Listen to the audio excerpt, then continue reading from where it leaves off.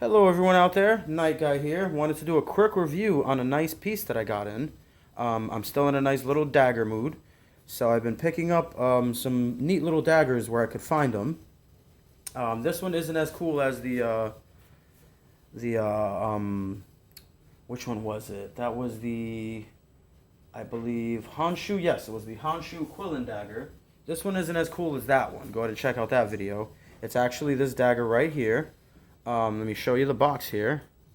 Nice little fancy place. I don't know where that building is. Seems like a nice place that I will never go. But it's on the lower dagger here that we're doing the review on. Another piece of the two daggers. Little box. This is one of your standard flea market specials, online specials. I've been seeing a lot of these cheapo daggers floating around. I had picked up one before. This is the one that I picked up previously. Actually, two. This is one of the cheapo ones that I picked up before. I'm sure you've seen these bad boys. They're more really like envelope openers than daggers. This is another one that I picked up. They're not the sharpest in the world. Like I said, they're more like envelope openers than daggers. Stainless steel construction, but they tend to have a fixed blade. Now, the special thing about this particular dagger is if you look really close there, to me, that looks almost identical to the Lord of the Rings sword, the Sword of the King, I believe, from the original Lord of the Rings trilogy, not the Hobbit series. All those are really good movies. Check those out. But I'm pretty sure that was Aragorn's sword. I don't know about this piece. If anyone recognizes that one, let me know which this one is from. Behind me here, just to kind of cement it in, I had a replica of Aragon's sword that I picked up a while back. Interesting story about this one, and I'll cover that in a second. Here is the pommel that goes on it. You recognize that? Looks, you can see, pretty much straight out of Lord of the Rings. I love the design on that. Anyways, we'll get into those in a second and describe what's going on with that situation. But let's open up this box and let's check out this dagger. This is a very cheap dagger. I spent 11 bucks on it. Inexpensive, I mean. I'm not going to say cheap. I think the construction is pretty nice. Very tiny. See here. But if you look at that crossguard and pommel configuration, very similar to what we have here. Just doesn't have the inscriptions or exactly the same finish. It's a lot smaller, they really didn't go into that too much. It has a nice little, pleather wrap there on feels like a plastic scabbard.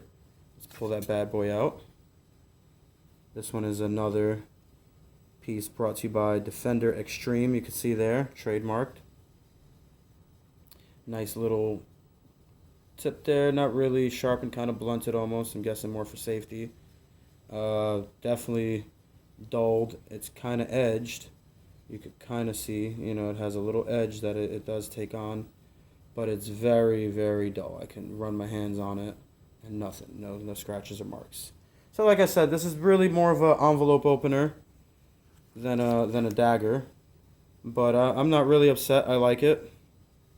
It definitely reminds me of the Sword of the King from Lord of the Rings, which is basically what this one is based off of. What happened with this sword was I picked it up a while back, and I actually decided to get a nice spring steel training sword. I believe this is, I'm trying to remember the maker on this one. You have to forgive me on it. I did it in a review with another training sword that I have. Tinker, that's right. This was a handweight Tinker. It was just the blade. I put together the rest of the, very crude design on the wrap here. I made this crossguard and handguard myself. And luckily enough, this pommel piece from the replica sword here was perfectly fitted and threaded to fit on the bottom of the Tinker sword there. I was originally planning on just using putty like this. This is just a steel weld putty to make the pommel. That was going to be my backup plan. But it worked perfectly and ended up being a great training sword that I've been using for a long time.